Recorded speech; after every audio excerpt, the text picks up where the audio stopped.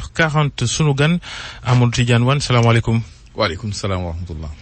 nekkoon fii jamono ministre culture ci jamonoy Lay Wade la woon waaye ci wàllu politique taxawaayu jamono ji da nga lëkkaloog premier ministre ga woon Hadjibou Soumaré mi nga xam ni doon na yootoo bokk ci élection présidentielle yi mu jógee parrainage yi gàllankoor ko mook ñeneen ginnaaw coalition Hadjibou la tuddoon te yëf yi sottiwul coalition boobu mi ngi am ba léegi. jërëjëf Babacar maa ngi lay nuyu di nuyu waa réew mi yëpp di leen ñaanal yendu ci jàmm ci laaj bi nga ma laaj xam nga coalition daanaka ak kóllëre ñoo ànd kóllëre doo ko fas di fecci ñun bi ñuy ànd ak moom jamono wala yaakaar dara taxul ay jikkoom taxawaayam ak xam-xamam moo taxoon te jikku yi ak taxawaay bi soppeekuwul ba tax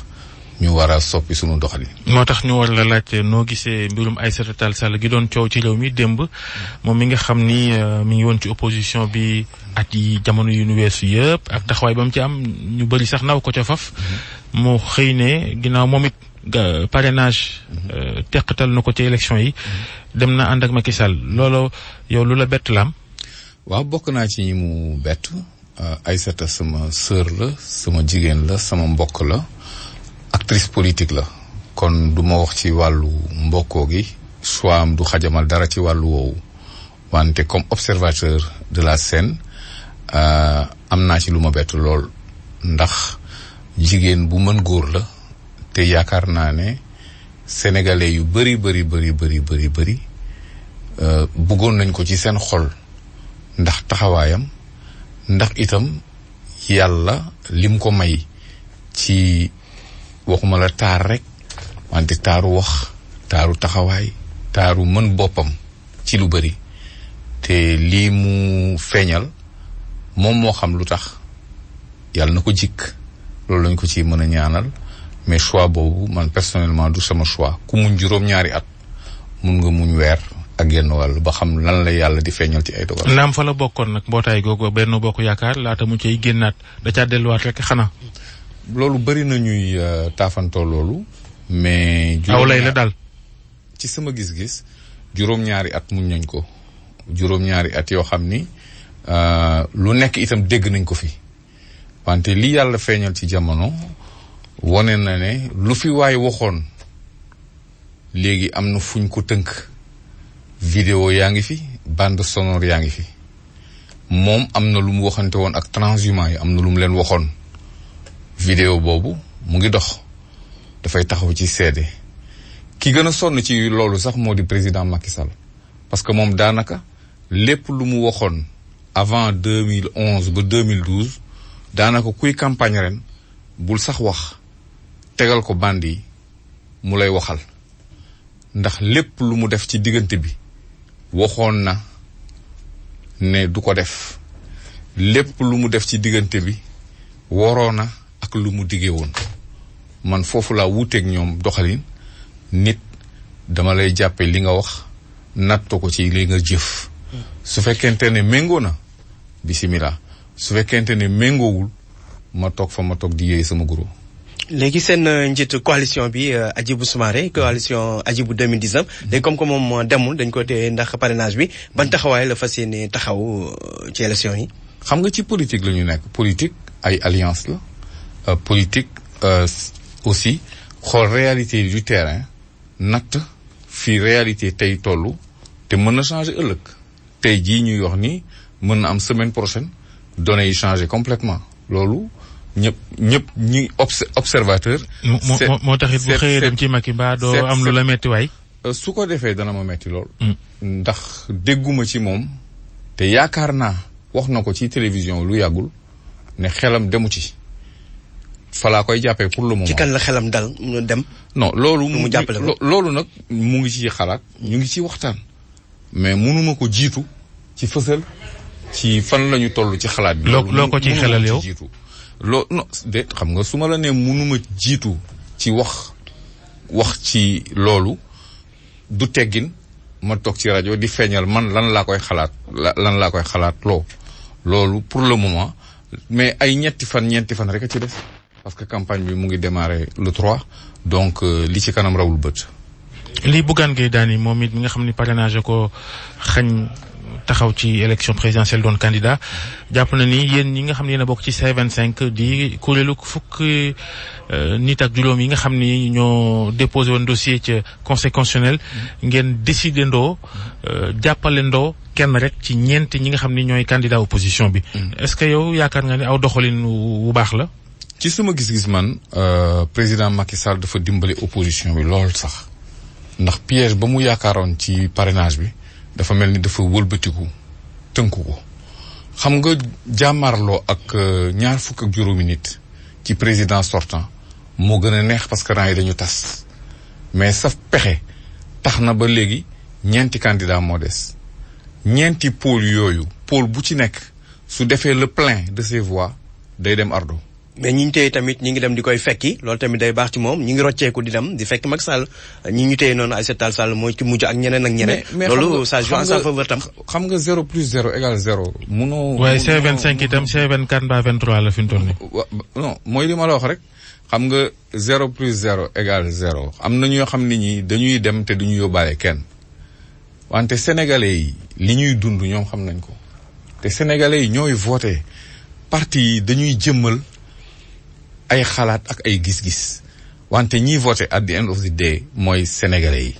te sénégalais yi li ñuy dund xam nañ ko seetlu nañu itam li fi xew mooy ñaari weer yi passé lépp lu fi président inauguré daf ko inauguré le lendemain ñu tëj ko demal gare de Dakar ne da ngay jël TER munoo sax accéder ci benn guichet loolu ñëpp ci teg seen bët naxe mbaay kay ak réalité boo xam ne ñi mun kii arène nationale bañ ko ubbee ba léegi kan moo fa bëre kenn mosu faa bëre. tàmbale na as la fay combat yu ndaw ak yooyu. am na fa ay combat amoon na fa. parce que dañ ci bind nag ñun dañ ci bindaat kon danañ fa yóbbu ndeysaan ay mbër yu ndaw yóbbu leen fa ñuy léewtoo ak yooyu pour taafantoone. ñoom kàddu gi ñoo fa doon bëri. waaw ma ni Babacar may moom moo wax ma ni la. sànq da nga ni sénégalais yi li ñuy dund ñoo ko xam lan la sénégalais yi di dund. sénégalais yi li ñuy dund moo di politique spectacle waroon na fi jeex 60 ans après les indépendances réew mile nit ñi waroon nañu jàng am xam-xam mais soo gisee mbër yi bëri ci école yi ak ci mbedd yi dóorkat yi bëri c'est parce que njàng mi joxuñu ko àqam. réew mi dafa waroon nekk ci compétition ay ingénieur compétition ay savant compétition ay tabaxkatu réew comme réew yu baax yëpp yi tegu ci yoon mais su fekkente ne 60 ans après werante yi ñuy werante ci politique sax dafa obsolète fi mu nekk nii politique ci jamono yi ñu toll réew yi organisé te di liggéey seeni réew doo fa dégg yenn ci débat yi kii transhumé na tey kële jaar na fii ginaar bi jaar na fii loolu Sénégal daanaka ak quelques pays africains rek la xew waroon nañu passé foofu sénégalais yi li ñuy dund ci seen biiri kër moo di exigence de qualité de vie waxuma natt ko rek ci circulation bi nit nga génn daanaka da ngay waaj a asphyxier ci condition de vie yi nga xam ni yaa ngi koy vivre te ñun ñoo gën a am avantage ñun ñi dëkk ci teeru bi fii nous sommes des personnes avantagées mais koo gis stress jàpp na ko ba nga xam ni xamatul lu muy def génnal nag passé Diamniadio soo passé Diamniadio moom am na ay dëkk yoo xam ni depuis 1960 dafa mel ni dafa taxaw. mais jafe-jafe aussi du fi lu bees même discours la ñuy dégg. yow nekkoon nga ministre jamono Ablaye Wade. même problème yi dafa mel ni saafarawul Ablaye Wade nekkoon nga ci gouvernement kon responsabilité bi dafay daal di engagé ndax nekkoon nga ministre gouvernement te mbir yi soppeekuwul. mooy li ma la wax c'est-à-dire que su dee dëgg rek la ñuy wax Sénégal yëpp xam nañ ne li fi yëngu ci ay infrastructure as tuut Ablaye Wade moo ko door ñun fekke nañu Senghor fekke nañu Abdou Diouf fekke nañu Ablaye Wade fekke nañu Macky Sall. soo leen bëggee da ngeen di organiser débat contradictoire li nga xam ne lii Abdoulaye Wade yëngal na ko fii ci réew mi ci wàllu changer nature infrastructure yi porter ko à un autre niveau moo ko door te waroon nañ ko ci delloo njukkal nag. kii itam def na moo ne. kan ci kii fi toog. justement problème bi man ci sama gis-gis moo di ne. lépp lu muy def moom fi mu nekk nii day jéem a compétition ak Abdoulaye Wade loolu moo ko jaxase. parce que moo ko sonal parce que munoon na wut yoonam bi muy wut réew mi en 2012 lan la waxoon ne man damay xeex pour que valeurs yi ñu restaurer ko damay xeex pour que jikko yi defarawaat. la patrie avant le parti. la patrie avant le parti. parce que waaye pasar ga doon gisee jamono lay wadd nag gisuñ ko ci dayoo bu ñu toll ci moom mii Macky Sall. loolu tam xanaa nangu nga ko. loolu yaa ko wax wala xanaa da nga jotul. dama lay laaj. déet man dama lay tontu dama lay tontu li ma la bëgg a wax Babacar moo di xam nga système boo gis dafa am ñuy xew am ñu xewi du ñàkk tey. am na ñuy jot lu ëpp la ñeneen ñi daan jot mais guerre moom ak corruption moo su fi jóge parce que scandale yi ngay dégg tey te kenn du ko àtte tey la ëpp Abdoulaye Wade ak lu ñu ko mënti waxal saa yu demande ba yëg dara ba coow li jóg day jëg ne nit ki ràpp ci biir kaso dugaloon na sax ñu mu gën a bëgg. est-ce que noonu la demee woon noonu la daan demee. dama mun naa la jox ay exemple ay ca bisimilah tuuma ji jógee ci Idrissa Seck jël na ko tëj. politique ci la xasoo woon politique la woon seen diggante jubóo bu ñëwoon. ma ne politique ou pas politique nee na ko ràpp tëj. et c'était un de ses plus proches. waaye loolu tribunal nee na dara amu ca dañ koo seetal ba mu seet wecc. mooy li ma la wax au moins nga bàyyi tribunal wax li ci am mais jël ay dossier ne dama ciy teg sama loxo loolu itam fii nga ko mës a déggee. loolu benn la rek bu Sindiély Wade bi nga xam ne yow est-ce que liggéeyoo ci dossier boobu sax ndax ministre de la culture la woon ambassadeur au Canada. comme ça sa tuuma jeex. mbirum Awa Ndiaye jamono Ablaye Wade la woon. ak ñeneen mais gis nañ mbiree fa mujjul fenn. yoon def ci liggéeyam xam nga bugguma man di tudd ay tur. li ma la bëgg parce que da nga joxe exemple di Seck beneen exemple tamit mi ngi fi tam. exemple yi du jeex. pétrole bu bon bi Sénégal jëndoon ci jamonoy Samuel Sarr yooyu yëpp mujjul fenn itam. su fekkente ne dañuy tudd ay tur. à charge ou à décharge man li wees te moom mu nekk président te waxu ci parce que moom mooy président moo ci waroon wax su fekkente ne ñooñu ñu tuumaaloon ci temps Abdoulaye Wade moom jàpp na ne waroon na ko régler loolu moom la amel Sénégalais yi à l'heure de son bilan danañ ko laaj lu tax ñi ñu doon tudd ci jamonoy Abdoulaye Wade yow jàppuloo leen te mel na ni képp koo xam ne kii da nga ñëw fekk si ko kenn du la jàpp loolu moo tax fa lay waxee ñi nga tudd ñëpp dañ ko fekk si d'une manière ou d'une autre encore que fii réew mi tollu man ci sama gis-gis am na ay mbir yoo xam ni waruñ ci jaar nii rek day yomb lool ñu ngi wax pont wu Gambie bi moomuñu ko nañu état bi wax ndax ñun ñoo ko moom wala moomuñu ko pourtant loolu lu yomb vérifier la parce que am na ay sénégalais yu liggéey ci projet bi su fekkente ne. leeral nañ ko fi ba noppi pont wu Gambie. kon loolu leer na kon looy inauguré ci yëfu jàmbur léegi yow sax jot nga message ay WhatsApp léegi gars yi dañuy ne dañu ragal sax peinture seen kër parce que su président rombé mu inauguré ko. dafa am gis nga humour populaire moo gën a dangereux ci nguur saa yu sa peuple demee ba jëla tourner en dérision. war nga poser ay questions. ku ci mel ni Racine Talla bi ñu ko dalalee dimanche fii ci émission wax na ni yéen foofu ngeen juma opposition ay WhatsApp ak Facebook ngeen foog ni la ngeen cay gis ak a dégg mooy réew mi. mais xanaa WhatsApp du ay nit ay machine la nga foog ay nit yu yor seen téléphone di wax seeni xalaat et seen erreur mooy loolu seen erreur moo di fàtte ne outils yi ay nit ñoo koy manipuler te nit ñooñu dañu yor seen carte électeur toog seen kër te bésu woote bi dañuy xëy dem. ñoom seen prisme déformant moo di foog ne ñi ànd ak ñoom te di leen wax yëpp mokk na yëpp nooy na que ñooñu la ñu war a déglu bañ a déglu ñeneen ñi or président de la république ñëpp nga fi nekkal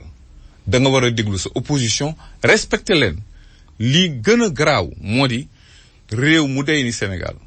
opposition ñu ngi koy wax statut de l'opposition ba léegi kenn gisu ko opposition say nawle lañu la preuve président Macky Sall bi mu nekkee ci opposition def fi waxoon ne su leen alkaati yi kii yee chargé leen président Wade su bañee dama koy dem génne palais bi léegi loolu ku ko wax mu ñu ne la doo républicain kon nit ñi nañu xam itam li ñuy wax ba pare àtte nit ñi ci seen wax ak seen jëf mais la xewoon démb ak li xew tey su méngoo même àtte bi la war a doon mais en parlant du scandale sànq yaa ngi ne scandale bëri na lool ci nguur gi jamono ji liy lëmbe mooy mbirum 94 milliards yi candidat déclaré Ousmane Sonko njiitu Pastef di ci tuumaal Mamour Diallo ne dafa lubal 94 milliards mbir yi jur coow ba assemblée nationale ba nañ ci taxawal commission d'enquête parlementaire yow est-ce que gis nga ne loolu dina tax mbir yi leer ba ñu xam fu dëgg féete alal jooñu man daal dégg naa le candidat Ousmane Sonko nee na déposé na plainte na procureur def liggéeyam assemblée nationale lu mu ci na procureur def liggéeyam man su ma la porté woon plainte yow assemblée nationale lu mu ci wax citoyen Ousmane Sonko porté na plainte nañu teg plainte bi ci yoon jox ko procureur jël juge d'instruction bu mu koy jox ko et puis liggéey bi avancé et puis ñu continuer ci leneen mais lu dey ni 94 milliards ci réew mu dey ni Sénégal ñu koy coow weer ak genn wàll benn institution yënguwul du OFNAC du kenn loolu tey na xel dëgg la am du dëgg na ko yoon atte établir ndax dëgg la wala du dëgg. assemblée tamit yoon may na ko sañ-sañ boobu ñu taxawal commission d'enquête ngir leeral ñoom tamit. mais am na lu jiitu assemblée. citoyen dafa porter plainte nañu diligenter plainte boobu mais di yóbbu assemblée nationale pour lan. jiital plainte assemblée nationale bi kon dañu waroon yóbbu affaire Khalifa Sall bi assemblée nationale. oui waxtu wi léegi mu dopp sa choix ci wàllu politique ak ànd ak Hadjibou Soumaré mi nga xam ni matalul dara daanaka ci parrainage ba nga cay dugg natt nga ko. natt naa ko bu baax a baax. li ma ko nattee mooy jikkoom xam-xamam ak expérience am nationale ak internationale te itam. ñun ci parrainage est-ce que yombul tamit xeet googu ñoom Hadjibou Soumaré liggéey ba yàlla may leen teraanga ñu àlla traité ne daal xaar ma dem Sénégal jënd piliaan toog di politique te mosuñu laa gis ci benn mosuñu laa seen fenn ci xeexal askan wi xeexu politique yombu tam xam nga xeexal askan bi du rek taxaw ci mbedd mi di wax xeexal askan bi mooy soo nekkee ministre du budget su arbitrage budgétaire yi di am nga fexe ba dimension sociale bi feeñ ci nit ñi nañu bàyyi di foog ne def politique moo di taxaw rek di coow bëri na fi ñoo xam ne ñi en 30 ans en 40 ans liñ la mën a wax jox mooy ay kilos de salive mais mënuñu la génneel benn fait avéré vérifiable et quantifiable boo xam ne bii ñoom defal nañ ko askan wi moom ci jaar-jaaram ak ci li ma xam parce que man on était voisins au conseil des ministres dama ko xam ci jikkoom ak ci teeyam xam naa ne ku war a mën a yore réew mi la par contre ci parrainage bi on demandait 66 000 nous on a eu 42 000 ci ku mosul def politique yoo xam ni kenn laam-laamewu ko nee nañ jàll na. mais matlawu leen moom 42 000 52 000 matlawu leen. wuyu ma fii matlawu leen. waaw xam nga motlewu ma yëpp mu ngi ci nattukaay yi ak ci algorithme yi ñuy def ci ordinateur yi. loolu justice war na déglu des responsables yoo xam ni ñi dañu jël des dizaines de millions investir ko wër réew mi su ma demee bay àtte danaa déglu ay ñaari avis woo say technicien woo samay technicien ne leen confronter leen ma ñii li ñu wax ak li nga xam ne lii moom moo nekk ci machine yi suñ ko defoon te Sénégalais yi xereñ lool ay ingénieurs ci dëkk bi danañu gis ne nit ñu àttee teguwul ci yoon mais amul foo ko jooyee parce que conseil constitutionnel su demee ba àtte la amuloo recours moo tax ñun àtte nañu àtte boo xam ne bii gëmuñu ne tegu na ci yoon mais amuñu fenn fuñ ko jooyee loolu nag day yàq démocratie parce que su nit ñi demee ba sës ba gis ne yow mii lépp loo teg ci ñoom da ngay fexe ba mu jàll te kenn amu ci recours. loolu mooy le début de la tyrannie. Serigne Amadou Tidiane Wane mooy sunu gan waxtu wi jeex na laata ngay ñëw ci émission bi yaa ngi jógee ci rawdu bi fii ci corniche bi. mosquée omarienne fa nga jullee fajar yegg si fii li ñuy gàll Macky Sall nag ne moom nguuram gi yëpp da ko wékk ci wàllu xeet ak waaso loolu loo seetlu la loo gëm la am. ku ma xool rek xam ne war a xam ni loolu su ko defee itam am na lu mu luppe parce que man Haalpulaar laa ci ndey ak ci bàyyi depuis samay maam ak samay maamaat te boole mu ci ay bërëb mun naa tontu bu gàtt boobu mais par ailleurs Sénégal. de façon générale. Sénégal fii mu toll Sénégal fii mu toll ak yàgg gi ñu yàgg ñun pour ñun fii Sénégal affaire u xeet affaire u waaso ba ci affaire u caste yi waroon nañ ko dépasser diine bi dindi na ko. sunu évolution wu xel ak sunu évolution réew dàq na ko. Amadou Tidiane Wane jaajëf yendook jàmm jërëjëf Falaaj Njogu Jeen. Vous avez besoin de